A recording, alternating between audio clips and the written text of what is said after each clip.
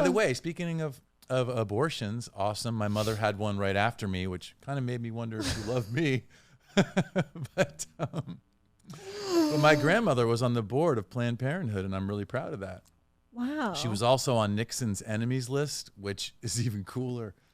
Nixon's enemies? Yeah. What did she do to get on that list? Yeah, she was like an influential person. And wow.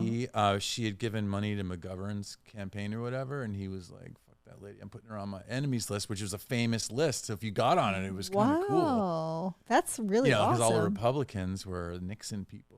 So that's kind of a cool descendant to have, or like to have as your she was a badass lineage. Yeah. She was like at the Sorbonne in Paris when Charles Lindbergh did the transatlantic flight. Wow. And talk about a crazy ass flight. So like the ambassador to the United States wasn't there to welcome him, so they had Gagi go because she was like New York society and kind of knew everybody.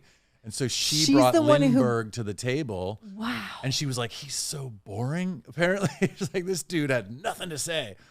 Like, well, it could have been a long flight, right? But he could have easily died. I was like, this is what I love about Gagi. He's like, he's boring, right? Like, he's no personality. But as it turns out, like the media talks about him as being really boring too. Oh, so she was right. That's really funny. Yeah, talk about like those days too of just like flying and having no sense of if you're gonna be okay. Like there's no sense of humor and no sense of knowing if you're gonna die. Well, but like there's no standards of like, okay, this is the way to do it to make sure that you're not gonna like have a million things go wrong. But yeah, that's right. Wild. And that's okay. We're gonna let that person.